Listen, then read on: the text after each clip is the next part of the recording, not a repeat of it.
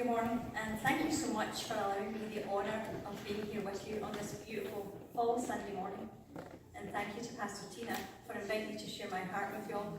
So like Pastor Tina said, we've known each other for about 3 years, and she has been a wonderful mentor for me on my spiritual journey. And she's gotten me out of my comfort zone on more than one occasion, this being one of them. And I'm truly blessed by her friendship. So as you can tell by this accent, I truly was born in Scotland, and I did immigrate to Canada 19 years ago when I got married, and we moved here 7 years ago. So if you know anyone from Scotland, or if you've watched a Scottish TV show or a movie, you'll know that we as a people speak super fast. So when I get excited, I know that I can talk quicker than you can blink. So I'm going to try and slow it down this morning. If my husband was here, he's overseas right now, but if he was here, he gives me a cue, you know. So I've asked Anna to do that this morning, because I'll get carried away and talk too fast. But I was at a summer camp this year with some kids, and they had one of those kids, he had said to me, "Miss Laura, have you ever been in a movie production?" And I'm like, "Oh." So I'm like, "So what movie do you think I've been in?" He said, "Well, it's got to be Brave. You sound like Princess Merida." So I don't know if you've ever seen that movie, but it's a Scottish movie, and the princess is, she sounds like me. But if you've never seen it, you should go see it, because it's a really good one. But anyway, that's not what I'm here to talk about. I'd like to share with you some thoughts that I've had while I was studying the book of Ephesians. This is very unique amongst Paul's letters. It does not focus on spiritual problems, or leadership issues, or controversy within the church, as many of his other letters do. Instead, we find that in Ephesians, it reflects a depth of spiritual maturity, gratitude, and insight growing out of Paul's personal prayer life. Paul was imprisoned while he wrote this letter for spreading the message of Jesus, and it was more than likely in Rome. And it's thought that he had written Ephesians with a wider audience in mind, rather than just the church in Ephesus. Paul deeply desires for all believers to grow in faith and wisdom in what God the Father has already done for them through his Son Jesus Christ. The latter chapters of this book, it gives Christians practical instructions that relate to the demands that following Jesus places on our lives individually and as a church body. So put on the full armour of God so that you can stand against the tactics of the devil. We just read that in Ephesians, and I would like to read it again. Finally, be strong in the Lord and in his mighty power.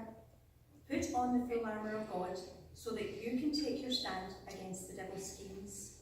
For our struggle is not against flesh and blood, but against the authorities, against the powers of this dark world, and against spiritual forces of evil in the heavenly realms. Therefore, put on the full armour of God so that when the day of evil comes, you may be able to stand your ground, and after you have done everything, to stand. Stand firm then, with the breastplate of righteousness in place, and with your feet fitted with the readiness that comes from the gospel of peace. In addition to all this, take up the shield of faith, with which you can extinguish all the flaming arrows of the evil one. Take the helmet of salvation and the sword of the Spirit, which is the word of God, and pray in the Spirit on all occasions, with all kinds of prayers and requests. With all this in mind, be alert and always keep on praying for all the lost people. So we've all heard that verse, but in reality, what does it mean for us? And the question we need to answer is, are you suited and booted? When Paul listed the armour of God, his main goal in writing it was to help the Ephesians recognise the many blessings they'd received and the power that God himself had given them access to use. He wanted their spiritual eyes to be open so they could see all the amazing resources available to them for experiencing victory. And sometimes we lose ground in our battles against the enemy, and because we can be like the Ephesians. We walk around unaware, uninformed about who we are and who we belong to. We think that no one cares about us, and sometimes we take what comes our way without putting up a fight. power in us is greater than anything that we can ever imagine. But we cannot effectively take part in spiritual warfare in our own strength and with our own plans and strategies. We will surely be defeated or even destroyed. In order to do effective spiritual battle and come out victorious against satanic forces of evil, we must use the armour that God has provided. So what does the armour consist of? And what is the purpose of each part? If we can use our imagination for a moment and picture a Roman soldier from the Roman Empire in his full regalia, and I've got some pictures that will go along with it too.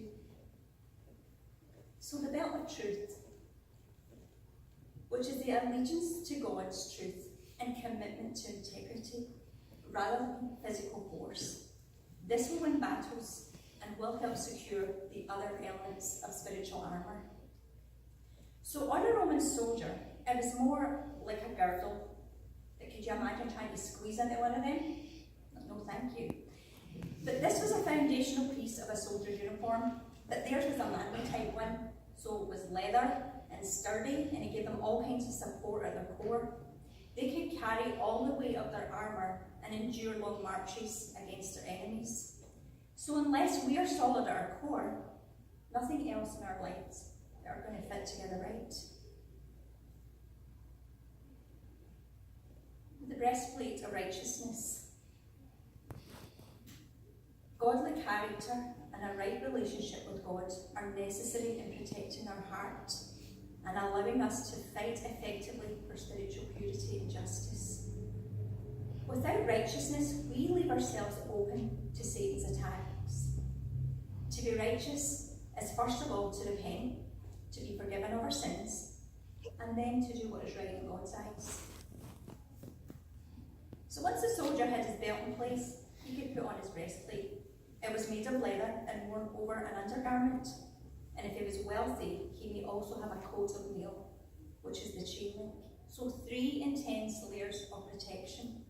The breastplate is what protects the warrior's heart against a full frontal attack by the enemy. And then fit your feet with the readiness that comes from the gospel of peace. This believing and proclaiming boldly Christ's message in a sure way to advance Christ's cause and overcome the enemy. So let's talk about feet, just for a moment. We really don't think about our feet until you stub your toe, or you crack a bone, or somebody just had surgery on their foot. Or if you chase a kid at camp, you eventually lose your big toenails, and that's a true story. It's nasty. But if you want to talk about shoes, I could talk all day, because I love shoes. But if you want to talk to an expert in shoes, that would be my husband, because he's been in the shoe business for over 30 years, and he could tell you a thing or two about shoes. He comes home today, after a week, so I'm looking forward to seeing him. But he loves the detail provided about the Roman soldier's sandal. So the sandal was combined with flexibility of a sandal, but also the rugged toughness of a boot. A most important feature of the Roman soldier's sandal was the hobtails, or the spikes. So they protruded downwards from the thick leather soles, and these were an essential element in the difference between victory and defeat, because these soldiers didn't get to choose the ground that they were called to defend. The hobtails helped the army perform one of its standard successful formations. A line of warriors would stand shoulder to shoulder, dig their hobtails into the ground, and together their firm stances formed nearly a solid wall of defence. And Satan doesn't like that, because it's called unity. And he's more likely to come after you if you're more of a gladiator than a soldier. It's the shield of faith. This symbolises how bold faith, that is, believing and claiming God's promises, helps us throw off enemy attacks. So 2 kinds of shields were used during Paul's writings. One of them was the size of a trash can lid, so if you can imagine Captain America style. But the type of shield that Paul was describing was a sputum. So it was shaped like a small door. It was 2 feet wide and 4 feet high, made of planks of wood, covered by canvas and then leather, and often it was soaked in water to extinguish flame-tipped arrows, and it could then be reinforced by iron. So when I read about the flame-tipped arrows, it made me think of our daughter Hannah. She's 12, and she's an archer. She's in our school archery team. And I watch in awe every time she picks up that bow, and she picks up her arrow, and she stands to shoot at her target. So an archer has 11 steps in the process to archery success. So the first is their stance, then they nock their arrow, they draw their hand set, their bow set, they pre-draw, they draw, they anchor, they aim, shoot. They shoot, set up first, and then they shoot, they release, they follow through, and then reflection. And it made me think, we have an enemy that takes aim at us with fiery arrows. And don't think for 1 minute that he doesn't have a process when aiming arrows towards us, and that he doesn't have a follow through, and he reflects on the damage and the carnage that he's caused. And think about Daniel in the lion's den. Faith was like a force field to protect Daniel from those vicious teeth. Or Shadrach, Meshach, and Abednego, they were protected from the fiery furnace. That is why our faith has to be that kind of shield. That has to be massive, it has to be protective, and it has to be able to cover us when we are under enemy fire. The helmet of salvation.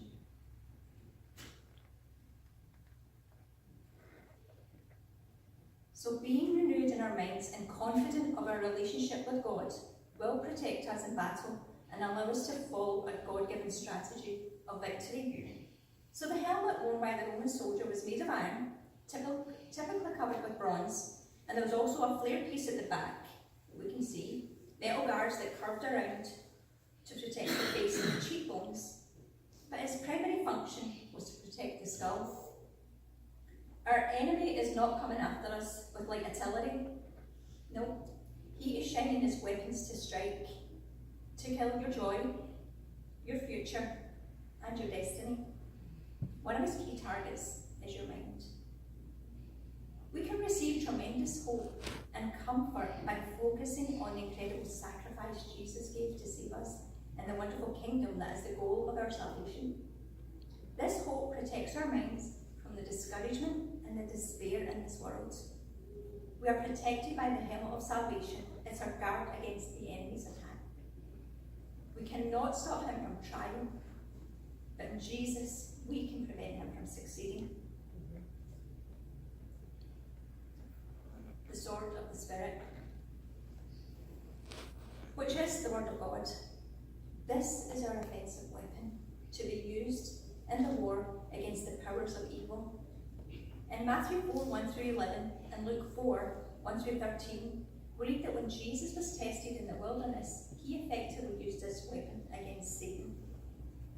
So there are 6 pieces of armour listed, but the quality that makes the sword unique is that is the only one designed for the offensive rather than the defensive warfare. The sword is an active weapon designed for attack, whereas the others help us stand firm. The sword helps us strike back. The sword that Paul describes is actually a specific type of weapon. The Roman soldiers utilised 2 swords.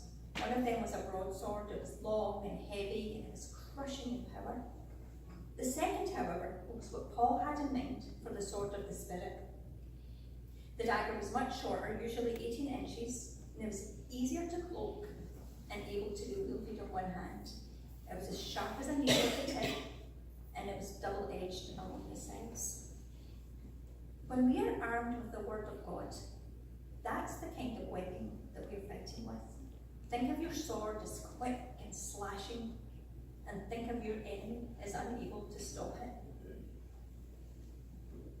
And then finally, pray in the Spirit on all occasions with all kinds of prayers and requests. Our warfare against Satan's spiritual forces calls for serious and continued prayer. This means praying in the Spirit on all occasions with all kinds of prayers for all of the saints. And then keep on praying. Prayer should not just be used as another spiritual weapon, but as the very act of battle itself, as we work together with God to gain the victory for ourselves and others. Failing to pray diligently with all kinds of prayers in all situations is to surrender to the enemy. So even although we have an enemy that is a tempter, an accuser, a liar, a blasphemer, we have absolutely no need to fear him. We serve the first and the last, the beginning and the end, the author of all creation and creator of all. He is originator of the universe, and he orchestrates all of time and history. He eternally remains unmoved, unchanged, and undefeated. He soothes pain and offers healing. He bestows grace in the most undeserving. He offers freedom to every captive and resurrection where dead things persist. He awakens hearts, he renews minds, and he reforms lost souls. He is power, he is peace, he is provision, and he is everything we will ever need.